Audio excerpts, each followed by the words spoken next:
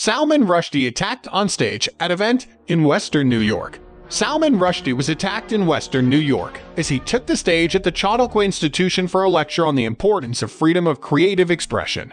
An Associated Press reporter who was on scene in Chautauqua, New York, says a man stormed the stage as Rushdie was being introduced, then began punching or stabbing the author. Photos showed Rushdie lying on the stage receiving medical attention shortly after. According to the New York State Police, Rushdie, 75, suffered a stab wound to the neck and has been transported to an area hospital via helicopter. The suspect has been taken into custody.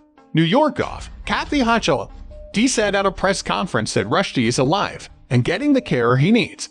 Hochul said the moderator of Rushdie's event was attacked as well, and that more information about the perpetrator is being gathered. Later in the day, Rushdie's agent, Andrew Wylie, told the New York Times that the author was on a ventilator and could not speak.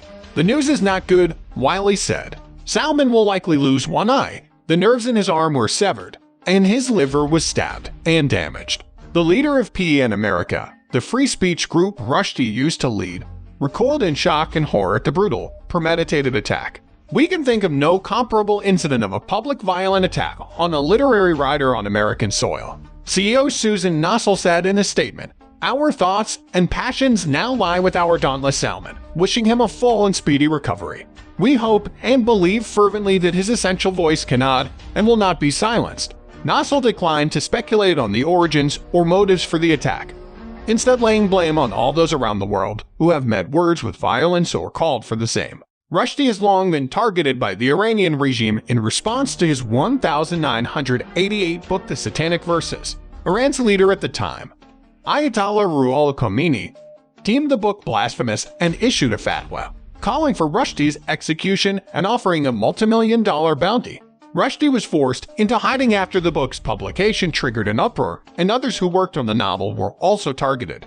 The book's Japanese translator, Hitoshi Igarashi, was killed, and its Italian translator, Eder Capriolo, survived a stabbing attack.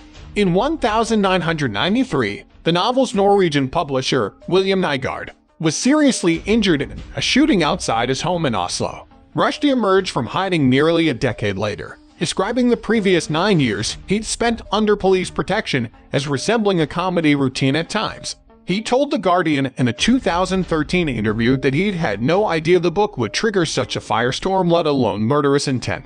"International terrorism leveled against translators, publishers, and writers wasn't something that we knew about," he said. "People who were conservative Muslim believers had not liked any of my books, so I expected them not to like it, and my view was, so what?